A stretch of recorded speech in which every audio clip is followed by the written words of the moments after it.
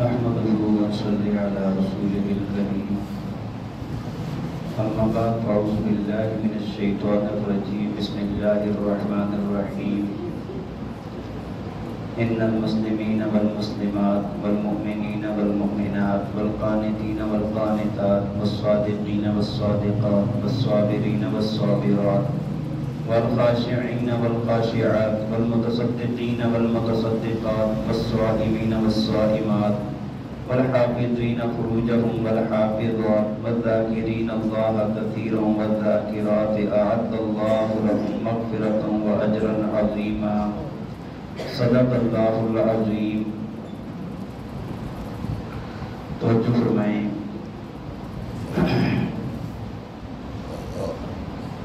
بھائی گزشتہ آیات میں اللہ تعالیٰ نے ازواج مطہرات کا تذکرہ فرمایا ہے، پردے کا حکم دیا ہے اور بات کرنے کے انداز کا بتایا ہے، بات کیسے کرنی ہے، اور ان کے لیے ڈبل اجر کا بھی اللہ تعالیٰ نے فرمایا ہے. آج کی آیات میں اصل میں عورتوں نے اور ازواج مطہرات نے نبی علیہ السلام سے یہ عرض کی کہ یا رسول اللہ، قرآن پاک میں ہر جگہ مردوں کی صفات بیان ہوئی ہیں، مردوں کی اچھائی بیان ہوتی ہے، عورتوں کا تذکرہ کدھر نہیں ہے. حالانکہ جب یا ایھا الذین آمنوا کہا جاتا ہے تو اس میں ایمان والے مرد بھی آ جاتے ہیں، عورتیں بھی آ جاتی ہیں، دونوں مراد ہوتی ہیں، لیکن الگ سے خصوصیت کے ساتھ عورتوں کا تذکرہ اللہ تعالیٰ نے اس پر یہ آیت کریمہ نازل فرمائی، اور اس کے اندر اللہ تعالیٰ نے مسلمان مرد اور عورتوں کی اچھی صفات کا بیان فرمایا ہے. تو دیکھیں، فرمایا ان المسلمین والمسلمات، فرمایا کہ بے شک مسلمان مرد اور مسلمان عورتیں. اسلام، مسلمان، اسلام کہا جاتا ہے ظاہر کو، جو ظاہری اعمال ہوتے ہیں ان کو اسلام کہا جاتا ہے. جیسے حدیث جبریل میں جبریل علیہ السلام نے نبی علیہ السلام سے پوچھا تھا کہ اسلام کیا چیز ہے، تو آپ نے فرمایا تھا کہ لا الہ الا اللہ کہنا، نماز قائم کرنا، زکوٰۃ ادا کرنا، روزہ رکھنا، حج کی استطاعت ہو تو حج کرنا، زکوٰۃ ادا کرنا، یہ کیا ہے؟ اسلام ہے. یعنی اسلام، بندہ مسلمان کوئی ہے نا، اس کے اعمال ظاہر نظر آ رہے ہوتے ہیں کہ نماز، روزہ، حج، زکوٰۃ سب کچھ کر رہا ہے، تو یہ مسلمانی والا کام ہے، مسلمان ہے یہ بندہ. اور آگے اللہ تعالیٰ نے فرمایا والمؤمنین والمؤمنات، اور دوسری صفت فرمائی کہ مومن مرد اور مومن عورتیں. ایمان، مومن ایمان والا. تو ایمان کس کو کہتے ہیں؟ وہ بھی جبریل علیہ السلام نے نبی علیہ السلام سے پوچھا تھا. تو ایمان اندر کی کیفیت کو کہتے ہیں، اندر کی تصدیق کو ایمان کہا جاتا ہے. تو جب جبریل علیہ السلام نے پوچھا تھا تو نبی علیہ السلام نے جواب میں کیا فرمایا تھا کہ اللہ پر ایمان لانا، آخرت پر ایمان لانا، فرشتوں پر، نبیوں پر، اچھی اور بری تقدیر پر ایمان لانا، ایمان کا یہ مطلب ہے. یہ ساری چیزیں غیب کی چیزیں ہیں اور اندر کی چیزیں ہیں، انسان کے اندر کے ساتھ تعلق رکھتی ہیں. ایمان اور اسلام ایک دوسرے کو لازم ملزوم ہیں. اسلام ظاہر کو کہا جاتا ہے، ایمان اندر کی کیفیت کو کہا جاتا ہے. اسلام وہ ہوتا ہے کہ جس کے اثرات اوپر سے جاتے جاتے جاتے دل تک چلے جاتے ہیں. ایمان اس کو کہتے ہیں جو دل سے رستہ رستہ رستہ پورے جسم پر نظر آتا ہے. تیسری صفت بیان فرمائی والقانتین والقانتات، فرمایا کہ اور ایمان والے جو ہے نا، یہ اطاعت کرنے والے مرد اور اطاعت کرنے والی عورتیں. اطاعت کرنے والے، اللہ کے رسول کی اطاعت کرنا. جب کوئی بندہ کسی کی اطاعت کا کہہ دیتا ہے نا کہ میں اس کا مطیع ہوں، پھر اس کے ہر عمل سے، اس کے ہر قول اور فعل سے پھر وہ ہر جگہ پر نظر آتا ہے کہ یہ بندہ فرمانبردار ہے. اچھا، وہ یہ نہیں دیکھتا کہ اس کام کے اندر حکمت کیا ہے. حکمت تلاش کرے کہ بھائی یہ کام میں نے اسلام کا کرنا ہے، تو حکمت کیا ہے؟ حکمت یہ ہے کہ تمہارے رب نے فرما دیا ہے. حکمت اگر مل جائے، بیان کریں، بہت اچھی بات ہے، لیکن ہماری سمجھ میں حکمت نہیں آ رہی تو کوئی ضرورت نہیں ہے، ضروری نہیں ہے، فرض واجب نہیں ہے. اللہ اور اللہ کے رسول کا حکم ہے، ہم نے ماننا ہے. اور آگے فرمایا والصادقین والصادقات، ایک اور صفت بیان فرمایا کہ صدقہ کرنے والے مرد اور صدقہ کرنے والی عورتیں. یہ بھی نیک لوگوں کا کام ہے، نیک لوگوں کی صفات بیان ہو رہی ہے نا، ایمان والوں کی. تو فرمایا کہ صدقہ مرد بھی کرتے ہیں، صدقہ عورتیں بھی کرتے ہیں، یہ بھی اونچی صفت ہے.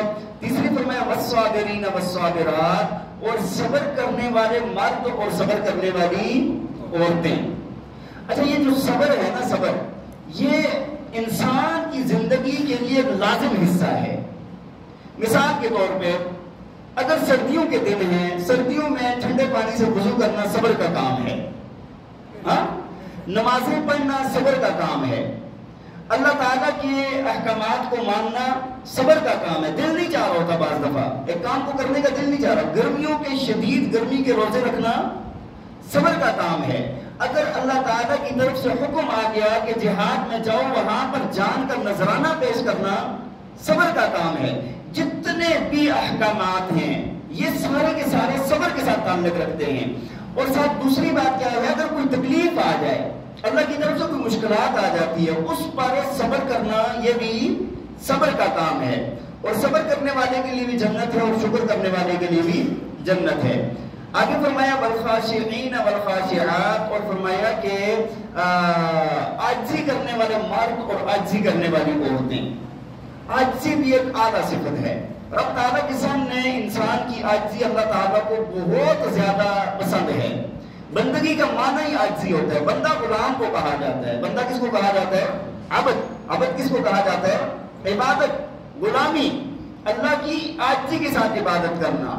اور پھر دنیا کے اندر اللہ کی مخلوق کے ساتھ بھی عاجزی ہونی چاہیے۔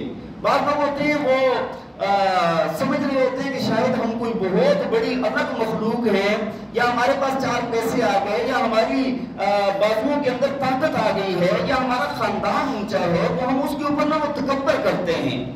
تکبر کرنے والا اللہ کو پسند نہیں ہے۔ جو متکبر ہے اللہ تعالیٰ فرماتے ہیں کہ اس کو میں جنت میں داخل نہیں کروں گا۔ تکبر کرنے والے اللہ کو پسند ہے۔ اللہ کے پسندیدہ بندے کون ہیں؟ عاجزی کرنے والے۔ اور اگلی صفت بیان فرمائی، فرمایا والصائمین والصائمات، اللہ تعالیٰ فرماتے ہیں روزے رکھنے والے مرد اور روزے رکھنے والی عورتیں۔ ہاں پیچھے صفت ہے کہ وہ غلط معنی بیان ہو۔ والصادقین اس کا معنی ہے سچ بولنے والے مرد اور سچ بولنے والی عورتیں۔ میں نے اس کا صدقہ بیان کر دیا ہے۔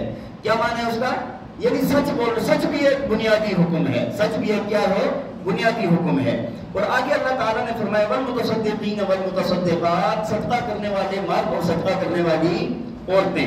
اور آگے فرمایا والصائمین والصائمات، فرمایا کہ روزہ رکھنے والے مرد اور روزہ رکھنے والی، یہ بھی اللہ تعالیٰ کی طرف سے سال کا رمضان کے روزے فرض ہیں۔ فرمایا کہ والحافظین فروجہم والحافظات، اور فرمایا کہ اپنی ناموس کی حفاظت کرنے والے مرد اور حفاظت کرنے والی عورتیں۔ ہاں بھئی یہ بھی لازم حکم ہے ہمارے لیے۔ نیک لوگوں کی صفات میں کیا ہے؟ اچھا یہاں پر نا ایک نقطہ، ایک عجیب سی بات ہے، اللہ تعالیٰ نے مرد کے ساتھ نا فروجہم کا لفظ لگایا ہے، یعنی وہ اپنی شرمگاہوں کی حفاظت کرنے والے ہیں۔ لیکن جب عورتوں کا ذکر کیا صرف حافظات فرمایا ہے۔ عورتوں میں شرم کے پہلو کو ہر جگہ پر مد نظر رکھا گیا ہے۔ مردوں کے لیے کیا فرمایا کہ وہ اپنی شرمگاہوں کی حفاظت کرنے والی، عورتوں کے لیے اللہ نے صرف حافظات فرما دیا کہ وہ حفاظت کرنے والی ہیں۔ ٹھیک ہے جی۔ اور اللہ تعالیٰ نے سورہ مومنون میں جن کامیاب لوگوں کا تذکرہ فرمایا نا، قد افلح المؤمنون، ان میں سے ایک یہ بھی فرمایا تھا والذین هم لفروجہم حافظون، جو اپنی شرمگاہوں کی حفاظت رکھتے ہیں۔ آگے فرمایا والذاکرین اللہ کثیرا والذاکرات، فرمایا کثرت سے ذکر کرنے والے مرد اور کثرت سے ذکر کرنے والی عورتیں، یہ بھی اللہ کے نیک بندوں میں ہیں۔ ہاں اللہ کا ذکر تمام عبادات، میں نے آپ کو پہلے بھی عرض کیا تھا تمام عبادات ذکر ہیں، لیکن اللہ کا نام لینا الگ سے، اللہ کا نام لینا لا الہ الا اللہ پڑھنا یہ ذکر بھی مقصود ہے۔ بات سمجھ آ رہی ہے کہ نہیں؟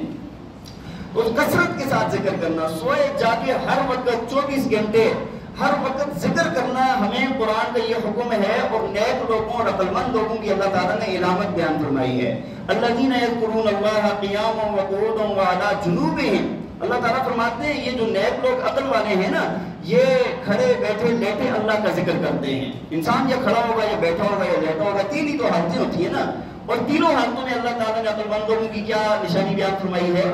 یہ ذکر کرنے والے ہیں۔